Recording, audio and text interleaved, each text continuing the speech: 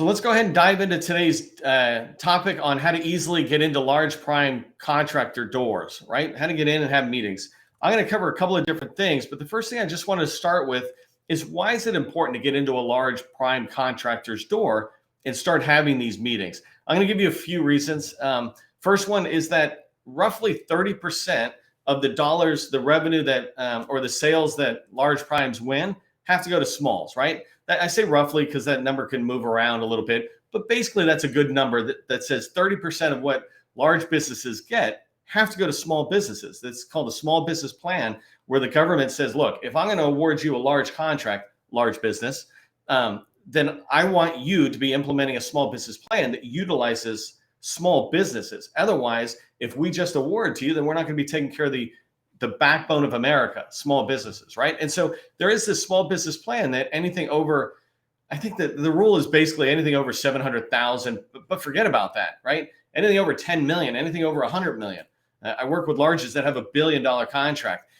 Those are huge contracts, right? There's a company out there called Cerner who won a $10 billion 10-year contract to convert health records into electronic health records. So they have basically $1 billion a year fixed price contract. That means what? 300 million goes to smalls. I don't know if they're hitting their goals, but you want to pay attention to that because larges will want to go with companies they work. This is why you want to get in the door, so these larges know who you are. You're not just knocking on the door saying, hey, I'm a woman-owned firm, give me 5% or whatever, right? Or whatever set aside we have. I want you to think about one of my customers that I have. She's in the IC, the intelligence community, working with some large firms over there. And we're working with her and moving her out into the Department of Defense and civilian agencies. Inside of a few weeks of her picking up the phone, starting to do calls, knocking on doors, she's having conversations with senior level people at larges, vice president level at large firms. So you're talking about the top 10 largest government contractors that she's having meetings with.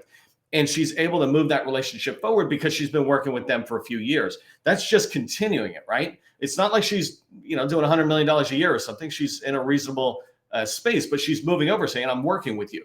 So if you're in already working with some larges, you want to capitalize on that and help them know you more. If you're not, you want to start that relationship. So you start getting some small wins with them, and then you're able to knock on more and more doors. There's thousands of buyers within these large primes. I was talking with somebody at Boeing, and they were saying there's like 14,000 buyers in Boeing. So when you think about how many people potentially could use your services, it's not all 14,000, right? It depends on your category, but you want to make sure they know you so that when they're looking at their small business plan and making their small business plan, and they're thinking about that 30%, the first place they're going to look are proven suppliers, proven vendors, proven teammates that they're working with. They're going to look over here and say, well, you're working with us there. Why don't we work with you over here? So that's the first reason why it's important to get into large primes, is to get part of that 30%, basically set aside to smalls. The second thing is you're getting access to new and awarded contracts that maybe you didn't have access to before. So an example is, if there's contract vehicles that only large primes have, well, you're never going to be able to prime contract that. But if you get in and build a relationship with the large, if you get in the doors, then you potentially can get on those teams.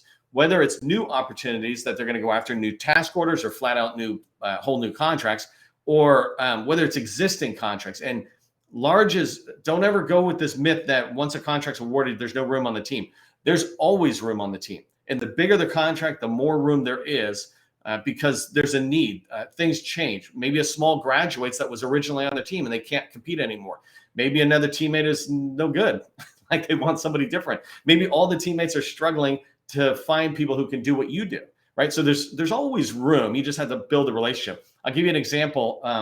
Crane, Indiana, there's a naval installation out there, and GDIT is a very large prime, right? They're in the top 10, and they have a large program out there to run all the IT work. And one of my customers did this, knocking on doors with large primes, knocked on doors to GDIT. She hadn't worked with them before, right? She just had experience in the IT space. She knocked on the door. After talking with a small business specialist out there and understanding that GDIT has a contract, she found the person's name, knocked on the door, was able to negotiate that into a master service agreement with GDIT holistically. That's just how they did it, and get on that existing contract to begin to support it, right? And so That's a reason why you want to be knocking on large prime doors. If you can bring them something of value, then you're going to get access to these new and existing contracts that maybe you didn't have access to before. And the third thing, final reason why it's important for getting in with large primes is to establish relationships as a subcontractor or a prime. You might want to be going after an opportunity and you need what they bring. Whether you're going as a prime and they can shore it up with 20% or 49%, or if you're going to go after it as a sub and you can bring some value to them. One of the things that I really like about establishing this relationship, going after opportunities together and actually working contracts together, is as you grow and go after different contracts and you form a team, the government will often put into the RFP that when teammates must show proof that they have worked together before. The government doesn't want to have a relationship be brand new and then have it be severed out there. Hold on one second. The hell is this big long thing? I don't know what it is, but I'm just going to get rid of it. Sorry, I get distracted a little bit by chat when I see something this big. Just chat's a conversation. Anyways, but keep in mind, when you build these relationships, you establish relationships, it's also establishing proof that we've worked together before. And sometimes that's a requirement in a contract. And so you want to start establishing these relationships with larges if you envision a year from now, 2 years from now, going after bigger contracts, 20 million, 50 million. So if you understand the value that I'm trying to communicate here about working with larges, knocking on large prime doors, then put large prime into the chat. Let me know you're tracking. By the way, I saw just a comment, because Brenda, it's a good point that sometimes people get discouraged that it might take time. What might take time is getting on a contract. What should not take time is getting in the door, right? Anybody I work with, you can get in the door within 2 to 4 weeks. If you've got a reason that they should talk with you, you can get in the door. If you just started government contracting, you should not be knocking on larges at the moment. Take my advice and apply it to small businesses. But Brenda had a good point there that things do take time, so don't get discouraged. Okay, so what do large primes look for is the next thing I want to cover, and then I'm going to end with how to actually find large primes and start knocking on the door. So some of the things that large primes look for, they fall into 2 main categories for me. One is organizational maturity, and the other is your unique value. So let's talk about organizational maturity. The idea behind organizational maturity, this is about your company. How mature is it, not right? It reduces risk. Large primes, one of the biggest things they're looking for is to make sure if they bring you on, you're not going to increase the risk to the project. You're not going to increase the risk that you fail when you're on site doing the mission, or your team fails, that there's risk potentially of you not being on the staff. And so 3 ways I lined up organizational maturity just to get you thinking about this. One is financing. They want to know that you have the ability to pay your people. If you get a contract and you're on a subcontract with them, then it might take 60 to 120 days to get paid. They want to know you have the financing to be able to wait that long, right? There's all these small business rules about getting paid early, but forget about those. It's a risk to the large when they worry about, can you keep your people paid if they don't pay you because the government doesn't pay them or whatever. And so they want to see strong financing. And by the way, a separate training I'll do, but getting financing is not that hard when you have a contract. It's a little hard when you don't have any invoices out there, but once you have invoices out there, it's not that hard, especially on the government side. The second one is staffing, right? From an organizational maturity standpoint, they want to know about staffing and retention, your ability to hire up people, because if I'm going to give you 10 positions on a team, 20% of a contract or something, and it has 10 people on that team, then I need to know you're going to be able to hire those people and have them ready on day one when we have the contract award. Or if there's turnovers, that you have a process in place that allows you to hire up. So they're looking for that. They're also looking for retention. How long are you people staying? I often see people talk about how many veterans, and I'm a veteran, right? I can kind of say this, how many veterans there are in the company. What I want to see is how long are you people staying, right? How long are your people staying? Because if your people come in, veterans or not, but they're leaving, then that's a risk to the large prime. It's a risk, obviously, to the government contract, but it's a risk to the large prime because they're the ones who get dinged. We don't get dinged as subcontractors by the government. The prime gets dinged. And so when we talk about organizational maturity, one area is staffing and retention. We want to make sure you can hire people and keep them. And the last one on organizational maturity is certifications. This is things like ISO or CMMI. right? Just not that you have to have them, but if you have more of these, then you're showing this organizational maturity. Your company has matured to different stages where it made sense for you to go get ISO certified or CMMI or whatever is appropriate to your company. But that's really important. So those three for organizational maturity are an important part of what they look at. The next thing they're looking at is unique value. And so unique value to me begins with niching. Do you have a niche? This is where your area of specialty is.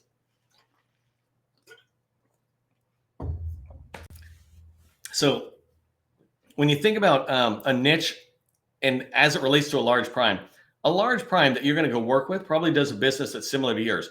These billion-dollar companies do everything. There's no way you can do everything, right? And so what they want to see is, what can you bring? What's your specialty? And I'll give you two examples with two customers that I have. One is elevators, right? I have a company that when we started working with her, she was doing construction and these couple different things, but then she narrowed down and said, well, you know what? Our niche is this. We do elevators better than anybody else. And she started knocking on large billion-dollar construction companies saying, hey, we do elevators. And they were able to have conversations, and she's in there having dialogues about going after opportunities. But they valued that niche that she brought because they're saying to themselves, hey, we build buildings or we build whole campuses. If you can handle the elevators, that's awesome. So, so that's a niche down in the construction side. If you think about cybersecurity, somebody might be going after cybersecurity contracts, or large primes have these huge cybersecurity contracts for different agencies. Well, if you can come in, and I have a customer has an expertise around ATOs, the authority to operate or approval to operate, can't remember. I think it's authority to operate, but it doesn't matter. ATO is a very niche down part of the cybersecurity world. If you can come in and say, hey, we really are able to do this, not just to the T following the process, but because of the way we do it, we're able to do ATOs in 50% less time, which is a huge deal around getting an ATO done. But if we're able to do that, well, that's attractive to the large prime. They see that niche. And so they begin to see where you could fit into their contracts, future or the ones they already have. So that's one unique value, right? Niching down. The second one could be agency mastery. And here you're talking about understanding, it's examples of understanding the processes the agency follows. So I was talking about that company that does ATO or cyber. Well, do you understand how this agency, like Navy, for example, how do they talk about cyber? What are the policies internally that they follow? What's the process for them related to that? And then another part of agency mastery is relationships, right? Do you have relationships within this agency? If I continue for a second, the cyber and the Navy, do you know the cyber CISOs or the Navy CISOs and the people who are involved in cyber? Do you know them across the Navy? Like, do you know them in certain areas? Do you know a lot of the contractors who are actually out there maybe doing cyber work that we can track on, either work with or ghost or whatever? And so larges appreciate this unique value that you might bring with agency mastery, this true understanding of the agency. I like to say it's as if you know the agency better than anybody who's working there. And the third thing, final thing on unique value that you could be bringing to large primes that make it so much easier for those doors to open up to you when you start knocking on them, is bring things that they don't have, or at least know what you have that they don't have, so you can add it to the niche and the agency mastery type thing. So examples of what they don't have access to small businesses, right? Large primes do not have access to total small set-asides. They don't have access to women-owned, SDVO, HubZone, or 8A set-asides. And so if you're one of those designations, in one of those small business programs, you're bringing that to them.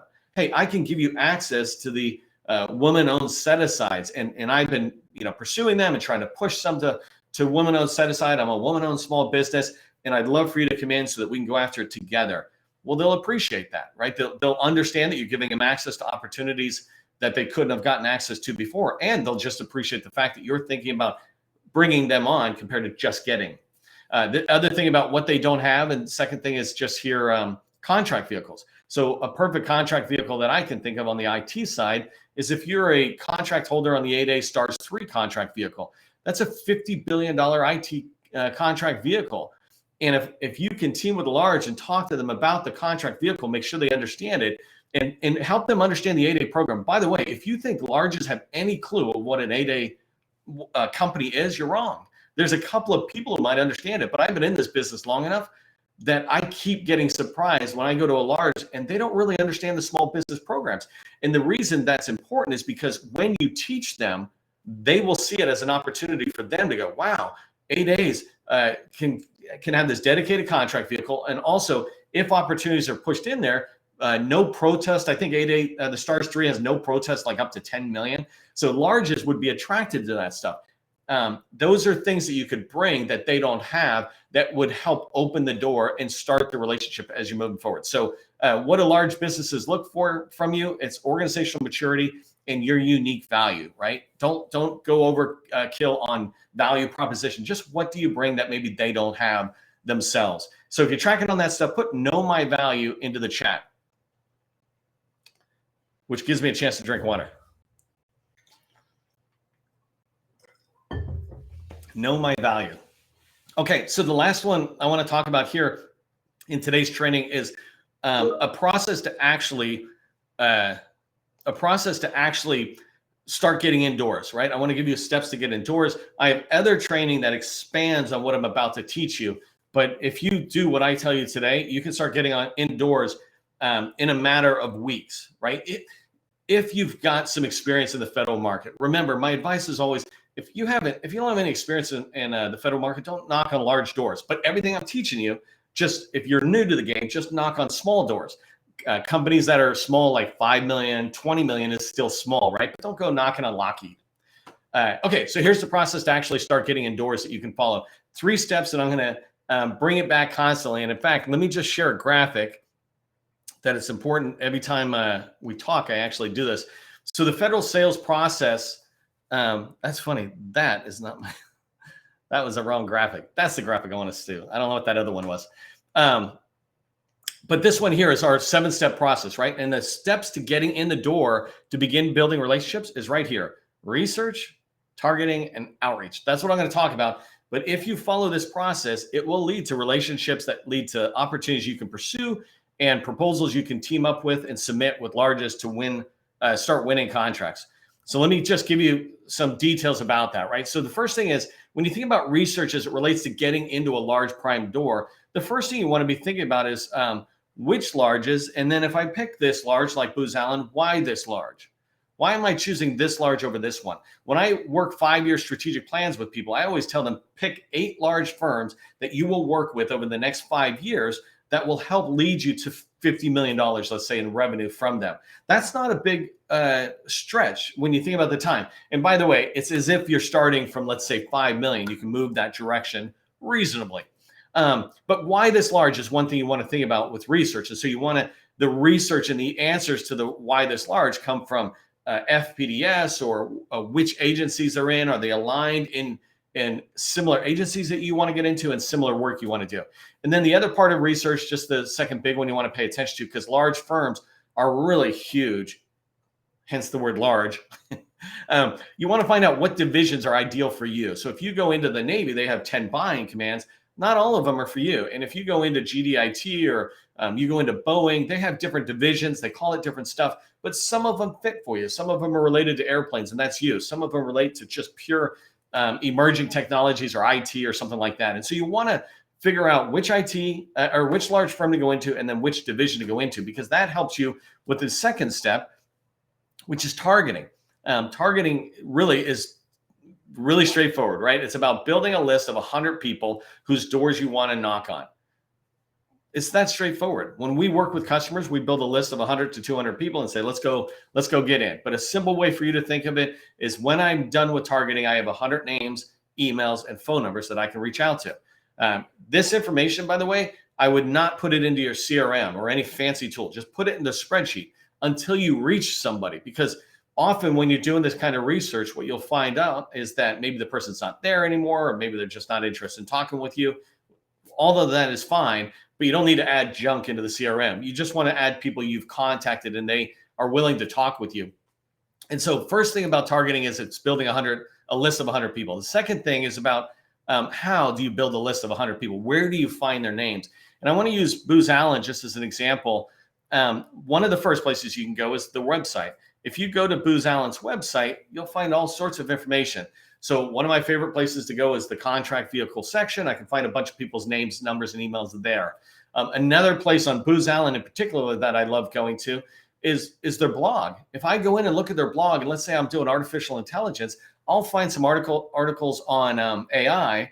And then at the bottom, I'll see who writes it. And then I'll click on them and I'll see that they're part of this team with these other 5 people. And Booz Allen encourages communication with other people. And so they say, connect with us on LinkedIn, and they share their LinkedIn profile. Excuse me. And so this leads to the second place where you can find people. You can go to LinkedIn, right? You can go into LinkedIn and search in LinkedIn for people. And when you search it and you filter it to the company that you're trying to go after, let's say Booz Allen, then you're going to find thousands. Like Booz Allen, you're going to find 10,000 plus people in there. Then your job is to whittle it down to the type of people you want, right? And in this case, I tend to start with people who have titles like business developers. Third place you can go look is agency websites. This is another one of my favorite ones. This is one of those secrets that the minute you tell people, it becomes just a process step. But go into agencies and try to find where they list. And generally, this is on the contracting site or the small business site.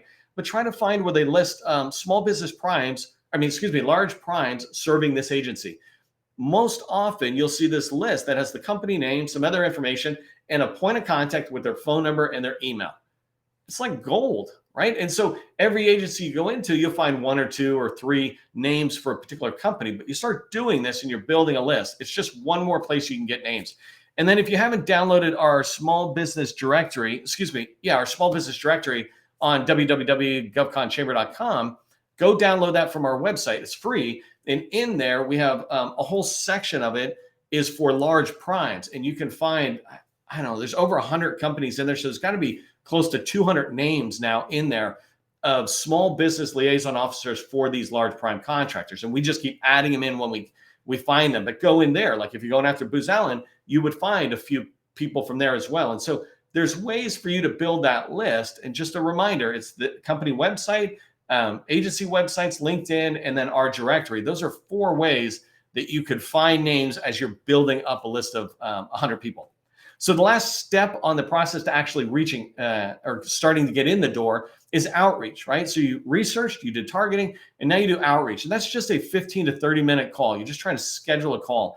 And here's the very simple process that I follow that gets me or my customers in the door all the time. Not sales, just in the door for that first meeting, right? You're starting to build a relationship. It's I call and I leave a voicemail. If I happen to get them, then I ask for an introduction meeting. I don't talk right then and there. I'm trying to schedule an introduction meeting, which allows me to do a little preparation before I actually go in the meeting.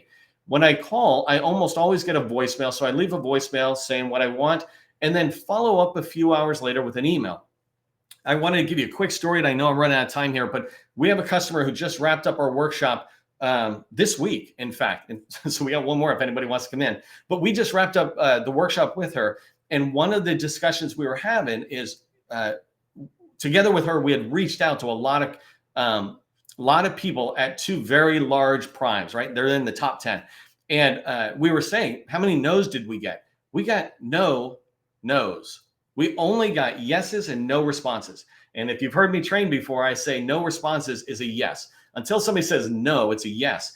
And this is what I think you will experience. If it makes sense for you to be calling them, right? That's up to you to figure out. But if it makes sense for you to be calling them, then when they hear from you, they're going to want to set that meeting up. And that's really impressive results. That has nothing to do with us. That has to do with our customer, and that the quality of the message that she was delivering resonated with the people she reached out to, and they were saying yeses, no nos.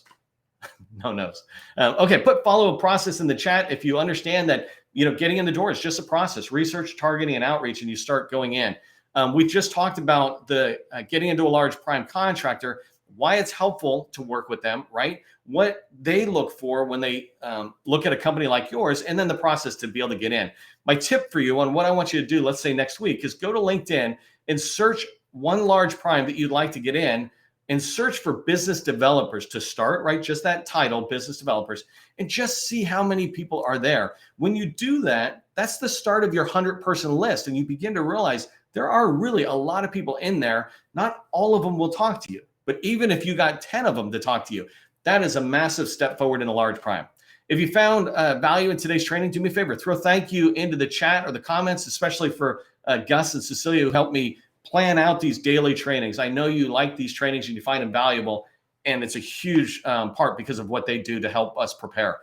Visit my LinkedIn profile to sign up for the next live trainings. We do these every single business day, including holidays we find, and you can find them on my featured section in LinkedIn. Remember, government contracting is not a secret. It's just a process. Part of the process is to enjoy the sun when you find it. Hope you have a great weekend.